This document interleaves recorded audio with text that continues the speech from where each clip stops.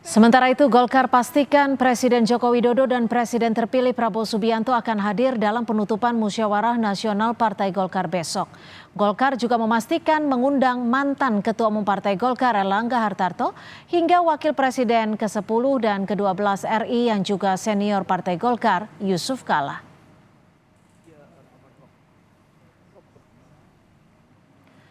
Bahlil Lahadalia jadi calon tunggal Ketua Umum Partai Golkar tanpa pesaing. Apakah jalan Bahlil jadi pimpinan partai berlambang pohon beringin sudah pasti mulus melalui aklamasi?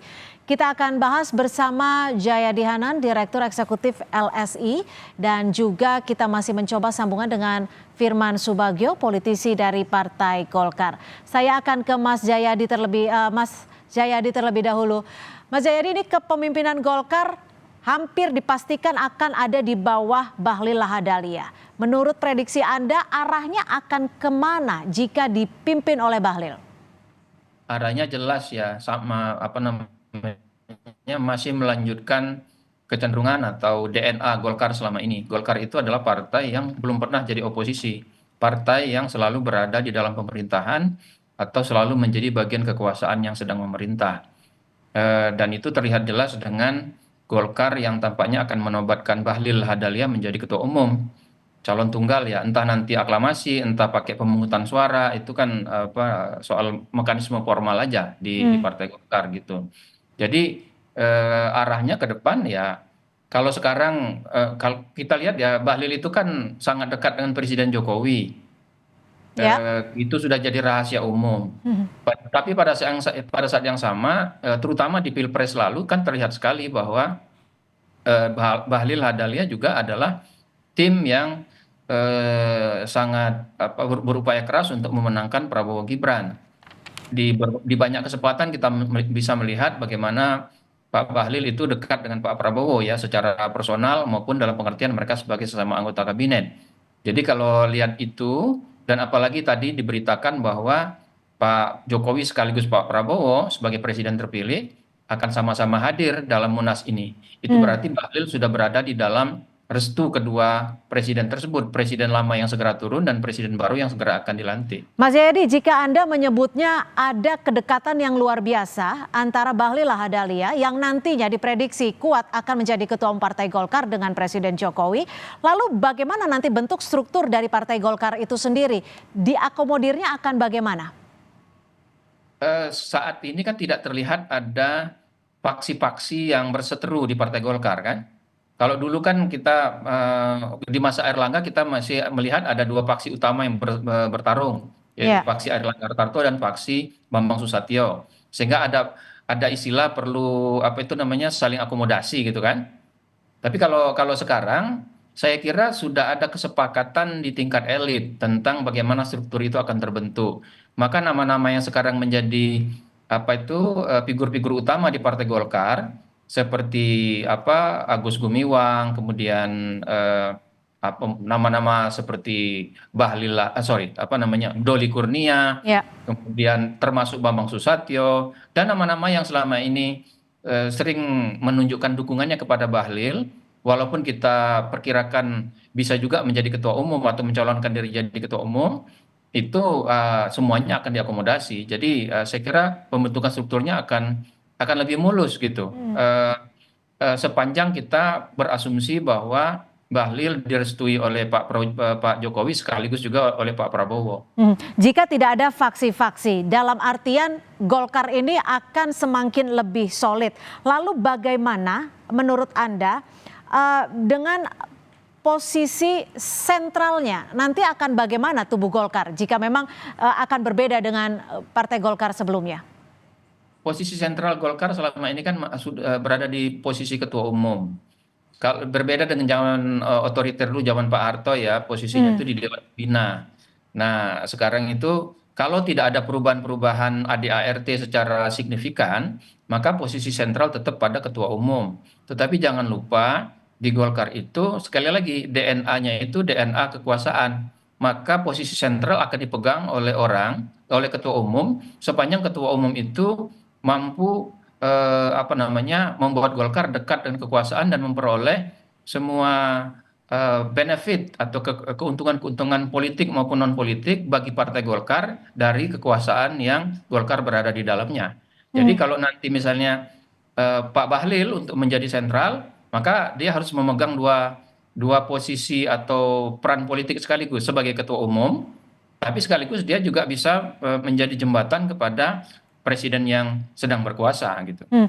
Jika Anda sebutkan tadi harus menjaga kedekatan dengan presiden yang sedang berkuasa, apakah ini nantinya kewenangan mutlaknya juga akan tetap berada di posisi sentral dalam artian Ketua Umum Partai Golkar itu sendiri dalam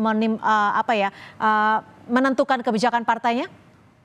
Iya, sepanjang itu tadi kan begini di Golkar itu walaupun sekarang tidak ada faksi-faksi kan, tapi Golkar ini kan sebetulnya partai yang cukup modern yang bisa melembagakan perbedaan-perbedaan atau konflik-konflik antar faksi yang ada di dalamnya tanpa perlu pecah seperti yang sebelumnya ya. Mhm. Nah, salah satu cara mengikat antar faksi itu di Partai Golkar adalah kalau bisa dipastikan Golkar itu mengambil peran yang cukup dekat dengan kekuasaan sehingga Golkar tidak memperoleh kesulitan dalam melakukan konsolidasi, dalam mengakses aspek-aspek kekuasaan, baik itu posisi-posisi dalam pemerintahan ataupun posisi-posisi lainnya. Karena Oke. itu seorang ketua umum untuk ke depan tampaknya di Golkar masih harus dipastikan adalah orang yang dekat dengan terutama dengan istana presiden yang ada. Kita sudah tersambung dengan Pak Firman Subagio, politisi Partai Golkar. Selamat sore, Pak Firman. Audionya belum dibuka, Pak Firman, mohon izin.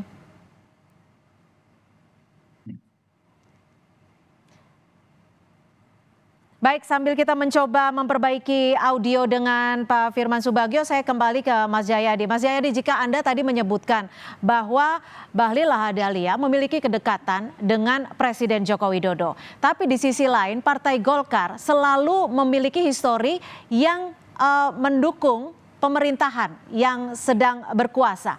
Nantinya Pak Bahlil ini akan lebih loyal kemana?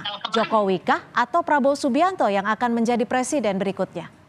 Menurut saya dia akan dalam konteks ini tanda kutip ya loyal kepada presiden yang sedang berkuasa gitu. Artinya Jokowi akan ditinggalkan seperti itu Ya, atau bagaimana?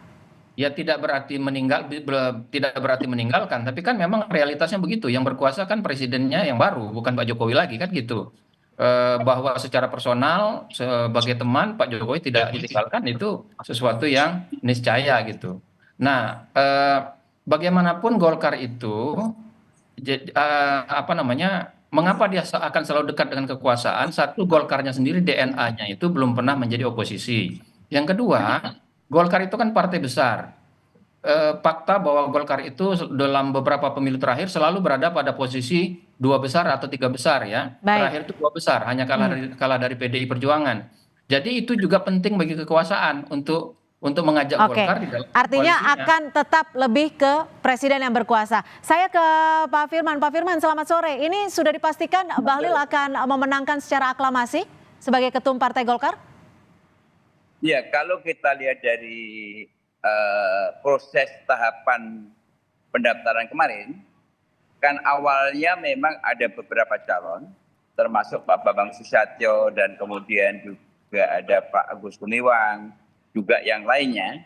Namun ternyata setelah kemarin dilakukan verifikasi yang memenuhi persyaratan sebagaimana yang diatur dalam undang-undang, yang diatur dalam anggaran dasar rumah tangga partai dan peraturan organisasi, yang memenuhi persyaratan penuh adalah Pak Bahlil, sehingga yang lain dinyatakan gugur dan akhirnya tim verifikasi secara yuris formal dan mekanisme Pak Bahlil lah yang memenuhi persyaratan sehingga tinggal satu calon dan kemudian dinyatakan sebagai calon tunggal.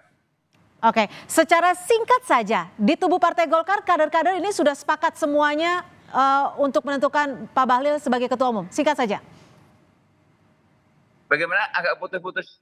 Ya, untuk di tubuh Partai Golkar tidak ada perpecahan untuk menentukan Pak Bahlil sebagai ketua umum Partai Golkar? Insya Allah, karena Golkar ini kan partai yang sudah sangat dewasa. Baik. Tentunya dari tahapan awal kemarin kan kita sudah jelas bahwa kita selalu menempuh ajas musyawarah mufakat. Yang jelas adalah siapapun ketua umumnya itu harus bisa memperjuangkan partai ke depan. Salah satunya adalah tolok ukur daripada pemenangan keberhasilan dari partai politik atau pemimpin itu adalah ketika kita memenangkan pemilu presiden, pemilu legislatif, dan sekarang Pak Bahlil nanti akan diuji, yaitu terkait dengan masalah yang terkait masalah pilkada. Nah, pilkada ini ada tantangan besar, oleh karena itu ini salah satu yang nanti dalam waktu dekatnya akan menjadi ujian keberhasilan Pak Bahlil. Baik, kita akan nantikan informasinya secara resmi, nanti Golkar akan mengumumkan ketua umum Partai Golkar yang baru. Terima kasih Pak Firman Subagio, politisi Partai Golkar, dan juga Mas Jayadi Hanan, Direktur Eksekutif LSI, sudah bergabung bersama kami di Kompas Petang. Selamat sore.